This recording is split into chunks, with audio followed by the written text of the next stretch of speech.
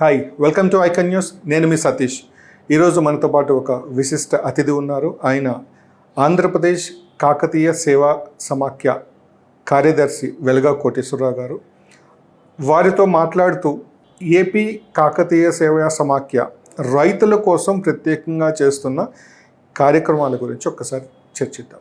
నమస్తే కోటేశ్వరరావు గారు. నమస్తే కోటేశ్వరరావు గారు, మీరు చెప్పిన దాని ప్రకారము గతంలో మనం మాట్లాడుకున్న విషయాలను బట్టి కాకతీయ సేవా సమాఖ్య అంటే ఒక కమ్మవారి సమాఖ్య. ఈ కమ్మ సామాజిక వర్గంలో మెజారిటీ ప్రజలు వ్యవసాయం మీద ఆధారపడి జీవిస్తున్న వాళ్ళు. ఇప్పుడంటే కాస్త విద్యా ఉపాధి రకరకాల వైద్య రంగంలో స్థిరపడ్డారు, వ్యాపారాల్లో స్థిరపడ్డారు. కానీ మేజర్గా వ్యవసాయ ఆధారిత కుటుంబాలే ఎక్కువ. సో ఒక కమ్మ సామాజిక వర్గ ప్రతినిధిగా ఈ కమ్మ సంఘాలు రైతుల కోసం ఏం చేస్తున్నాయి, ఎలాంటి కార్యక్రమాలు చేస్తున్నాయి అంటే మీరేం చెప్పగలుగుతారు? ముఖ్యంగా కాకతీయ సేవా సమాఖ్య రైతుల కోసం అలాగే ఇతర సామాజిక వర్గం కోసం కూడా విశిష్టంగా కృషి చేస్తుంది. దీనిలో భాగంగా 2012-13లో ఒంగోలులో అగ్రికల్చర్ సదస్సు, ఓకే, చిరుధాన్యాలు, వాటి ఆవశ్యకత, మార్కెటింగ్, వీటి మీద విస్తృతమైన చర్చ పెట్టడం జరిగింది. 2 days వర్క్షాప్ చేసాం. ఓకే, దీన్ని ఫిక్కీ వారి సహకారంతో ఆధ్వర్యంలో సహకారంతో ఓకే రైట్ చీఫ్ సెక్రటరీ గారు, అలాగే అగ్రికల్చర్ కమిషనర్ గారు, కలెక్టర్ గారు, అగ్రికల్చర్ డిపార్ట్మెంట్ మొత్తం కూడా ఇన్వాల్వ్ అయింది.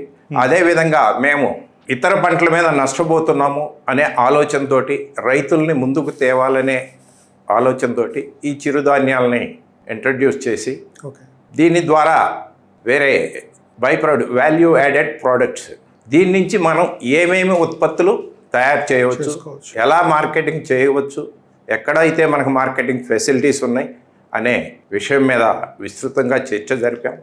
దీనివల్ల రైతులు చాలా అవేర్నెస్ వచ్చింది. రైతులు కూడా సుమారు జిల్లా మొత్తం నుండి ఒక 2,000 మంది మాకు అటెండ్ అవ్వటం జరిగింది. ఓకే, సో ఈ సదస్సు వల్ల రైతులకు కావచ్చు, అటు ప్రభుత్వానికి కావచ్చు, మీరు వారధిగా పనిచేశారు అనుకుంటే ఈ సదస్సు వల్ల రైతులకు జరిగిన మేలు ఏంటి అని అడిగితే ఏం చెప్పగలుగుతారు? రైతులకి చాలా మేలు జరిగింది, అవగాహన కలిగింది అనేది ఒకటి. ఈ సదస్సు వల్ల ప్రభుత్వం ఏదైనా తన నిర్ణయాలు కానీ ఏదైనా మార్పులు చేర్పులు చేసుకోవటం కానీ లేదంటే కొత్త నిర్ణయాలు ప్రకటించడం కానీ జరిగిందా? జరిగింది. ఓకే, ఎలా అంటే ఇంతకుముందు వివిధ రకాలైన స్పోరెస్ సీడ్స్ అంటే నాణ్యత తక్కువ ఉన్నటువంటి విత్తనాలు మార్కెట్లో అమ్మటం జరిగేది, అలాగే పురుగు మందులు అమ్మటం జరిగేది. మేము ఈ సదస్సు పెట్టడం వలన రైతుల్లో మన ప్రోగ్రెసివ్ రైతులందరూ డిమాండ్ చేయడం జరిగింది అగ్రికల్చర్ డిపార్ట్మెంట్ని. మీరేం చేస్తున్నారు, ఇవన్నీ రైతులు వచ్చి రైతులు నష్టపెడుతున్నాయి అనే డిమాండ్స్ రాగానే మరుసటి రోజే కలెక్టర్ గారు అగ్రికల్చర్ డిపార్ట్మెంట్ని వివిధ ఏరియాలకు పంపించేసి వీటన్నిటినీ నిషేధించడం జరిగింది. Okay, great. ఈ కమ్మ సామాజిక వర్గం యొక్క పాత్ర రైతులకి ఉపయోగపడిన దానిలో చాలా ప్రముఖంగా ఉంది. ఇప్పుడు రైతులకి సంబంధించి సామాజిక వర్గం అంటే ఇప్పుడు మీరు ఈ అవేర్నెస్ ప్రోగ్రామ్స్ అవి ఇవి చేశారు. ఇక రైతులు అంటే మీరు ఒక రైతు ప్రతినిధి కూడా, కమ్మ సామాజిక వర్గ ప్రతినిధిగా కంటే ముందు ఒక రైతు ప్రతినిధిగా నేను మిమ్మల్ని క్వశ్చన్స్ అడగదలుచుకున్నా. రైతులకి నష్టం ఎందుకు వస్తుంది? ఇప్పుడు మీరున్న ప్రకాశం జిల్లాలో కావచ్చు, అనంతపురం జిల్లాలో గతంలో మీరు చేసిన హార్టికల్చర్ సదస్సుల ద్వారా కావచ్చు, హార్టికల్చర్లో నష్టాలు ఎందుకు వస్తున్నాయి అంటే మీరు చెప్పే సమాధానం ఏంటి? అంటే రైతులు దీంట్లో జరుగుతున్న రైతులకి దేనివల్ల నష్టాలు వస్తున్నాయి అంటే మీరేం చెప్తారు? ముఖ్యంగా రైతులు ఈ అగ్రికల్చర్ వారి సూచనలు కానీ సైంటిస్ట్ యొక్క ఆలోచనల ప్రకారం వెళ్లకుండా పక్క వారిని చూసి వ్యవసాయం చేయటం, సాయిల్ మేనేజ్మెంట్ ఏంటో తెలుసుకోలేకపోవటం, వాటర్ మేనేజ్మెంట్ తెలుసుకోలేకపోవటం, పెస్ట్ మేనేజ్మెంట్ తెలుసుకోలేకపోవటం, అంటే పంట వచ్చినాక పంటని ఏ విధంగా నిల్వ చేసుకోవాలి, ఏ విధంగా మార్కెటింగ్ చేసుకోవాలి అనే ఆలోచనలు లేక పక్కవారి ద్వారా తెలుసుకొని, అదొకటి. షాపులో నాలెడ్జ్ లేని షాపుల వారి ద్వారా కూడా వాళ్ళు ఇచ్చిన మందులు అప్పులు ఇస్తున్నారనే ఆలోచనతోటి విపరీతమైనటువంటి యూసేజ్ చేయటం వల్ల విపరీతంగా నష్టపోతున్నారు. పెట్టుబడి ఎక్కువ పెడుతున్నారు, పెట్టుబడి విపరీతంగా పెరిగిపోతుంది, దిగుబడి తగ్గుతుంది. దిగుబడి తగ్గడానికి ఈ సైంటిఫిక్ రీజన్స్ కొన్ని మ్యాక్సిమం మేనేజ్మెంట్లో ఫెయిల్యూర్ అవుతున్నారు. కాబట్టి మీరు 3 చెప్పారు, soil management, water management, pest management అని చెప్పారు. అంటే క్లుప్తంగా ఒక 2-3 సెంటెన్స్లో సాయిల్ మేనేజ్మెంట్ అంటే ఏంటి, పెస్ట్ మేనేజ్మెంట్ ఏంటి, వాటర్ మేనేజ్మెంట్ అంటే ఏం చెప్తారు? సాయిల్ మేనేజ్మెంట్ అంటే సాయిల్ని ఒకసారి మనం టెస్ట్ చేయించుకొని ఏ పంటకి ఏ విధమైనటువంటి సూక్ష్మ పోషకాలు కావాలి అంటే మైక్రోన్యూట్రియంట్స్, అలాగే మ్యాక్రోన్యూట్రియంట్స్. ఓకే, మ్యాక్రోన్యూట్రియంట్స్లో వచ్చేసి యూరియా, డిఏపి, పొటాష్. ఓకే, వీటిని ఎంతెంత మోతాదులో వాడాలనేది మనం ఎప్పుడైతే సాయిల్ టెస్ట్ చేయించుకోగలుగుతామో అప్పుడే మనకి ఎంత క్వాంటిటీ వాడగలుగుతాము, సాయిల్ మనకి ఎంత ఉపయోగంలోకి వస్తుంది. ఎక్సెస్ వాడటం వలన సాయిల్ స్పాయిల్ అవుతుంది. కాబట్టి దాన్ని బేస్ చేసుకొని మైక్రోన్యూట్రియంట్స్ కూడా ఎంత మోతాదులో వాడాలి, ఏ నెలలో ఎంత మోతాదులో ఉంది, ఏది ఆవశ్యకత ఉంది, ఏ పైరుకి ఏది కావాలి అనే అవగాహన తెచ్చుకుంటే ఈ మేనేజ్మెంట్, సాయిల్ మేనేజ్మెంట్. మీరు చెప్పిన దాని ప్రకారము సాయిల్ మేనేజ్మెంట్ అంటూ ఒకసారి చేపిస్తే సాయిల్లో ఏమేమి పోషకాలు ఉన్నాయి, ఎడిషనల్గా మనం ఏమి ఇవ్వాలి అనేది ఒక అవగాహన వస్తుంది. ఓకే, సాయిల్ మేనేజ్మెంట్ అయిన తర్వాత నెక్స్ట్ వాటర్ మేనేజ్మెంట్. ప్రతి పైరుకి ఏ కాలంలో ఎంత వాటర్ ఇవ్వాలి, ఏ విధంగా పెంచాలి అనే అవగాహన కూడా రైతులకి రావాలి.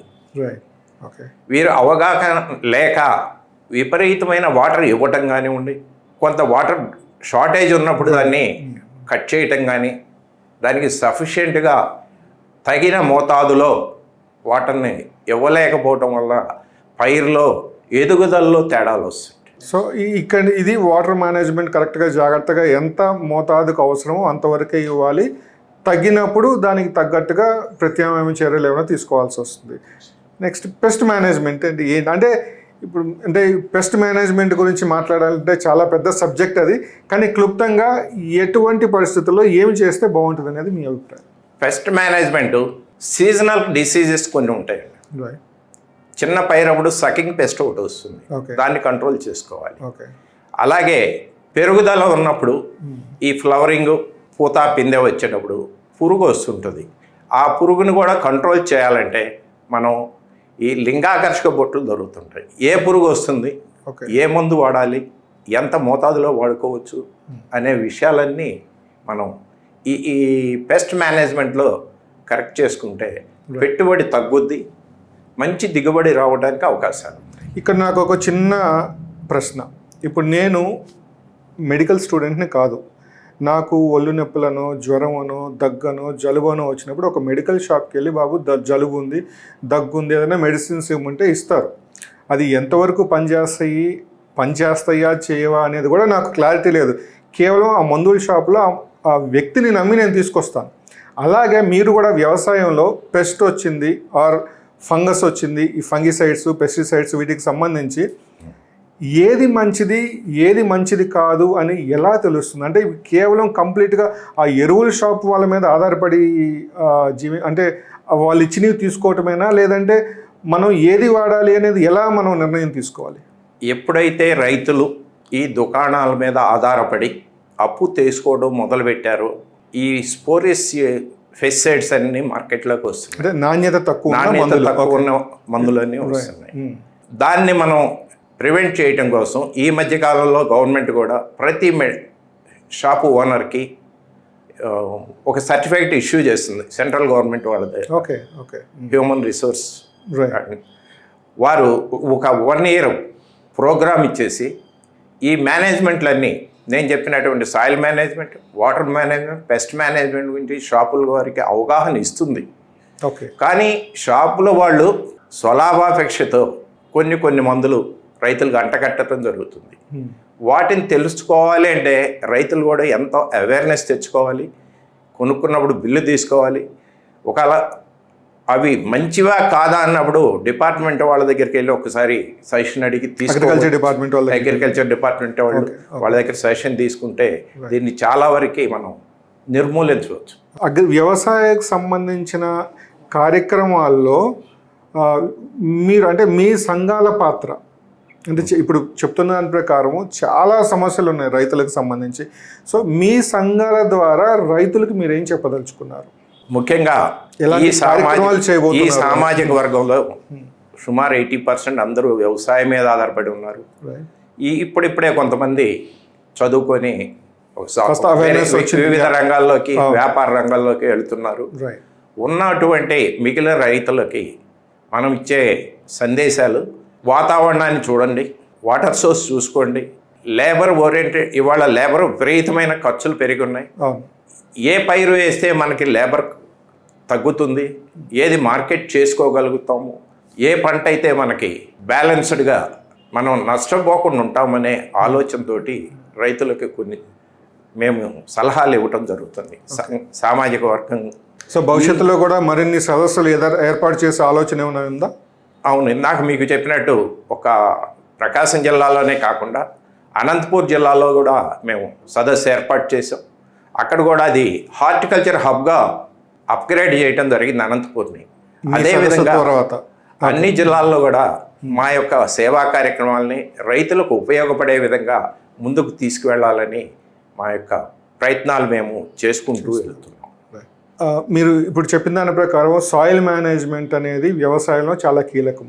సో సాయిల్ని ఎలా ప్రిపేర్ చేసుకోవాలి మనం, ముందు రైతులు ఎలా ప్రిపేర్ చేయాలంటారు? ముందుగా సాయిల్ని ఎప్పుడు మనం క్రాప్ కంటే ముందు లోతు దుక్కులు దున్నుకోవాల్సిన అవసరం ఉంది. ఓకే. సాయిల్లో మనకి సుమారు కొన్ని వేల బ్యాక్టీరియా ఉన్నాయి. ఈ బ్యాక్టీరియా పంటలకు ఉపయోగపడేవి ఉన్నాయి, ఉపయోగపడనివి కూడా ఉన్నాయి. Okay okay. ఉపయోగపడే బ్యాక్టీరియాని మనం కంపోస్ట్ ఇచ్చుకొని పశు సమర్థకమైనటువంటి ఎరువుల ద్వారా ఆర్గానిక్ కార్బన్ని ఎప్పుడైతే మనం మ్యాక్సిమైజ్ చేసుకోగలుగుతామో, ఆ సాయిలో ఒక విధంగా బ్యాంకులో మనం ఏ విధంగా క్యాష్ అయితే దాచుకుంటామో, దాచుకొని మనం హెల్దీగా కనపడతామో, ఆ సాయిల్ కూడా అదే విధంగా ఉంటుంది. దీనికి by products, agriculture by products చాలా వచ్చినాయి. గ్రీన్ మెన్యూర్, దీని ద్వారా కూడా సాయిల్ని మనం ప్రిపేర్ చేసుకోవచ్చు. కంపోస్ట్ ద్వారా ప్రిపేర్ చేసుకోవచ్చు. మనకి మొలాసిస్ ప్లస్ ఆయిల్ సీడ్స్ ద్వారా వచ్చే కొన్ని కంపోస్ట్ ఉంది. వీటి ద్వారా మనం సాయిల్ని చేసుకుంటే రసాయన ఎరువులు తగ్గించి మంచి క్వాలిటీ గల దిగుబడి తీయటానికి తక్కువ ఖర్చుతోటి అవకాశం ఉంది. ఇదే మేము రైతులు కూడా ప్రమోట్ చేసుకుంటూ వెళ్తున్నాం. Right. Thank you so much Koteswararao గారు. మీరు చెప్పిన దాని ప్రకారం భవిష్యత్తులో రైతు సదస్సుల ద్వారా రైతు అవగాహన కార్యక్రమాలు ఏమైనా ప్రయత్నం చేసినప్పుడు మీ ఏపీ కాకతీయ సేవా సమాఖ్యకి మా తరపున, మా మీడియా తరపున సహకారం అందిస్తామని మీకు మాటిస్తున్నాము.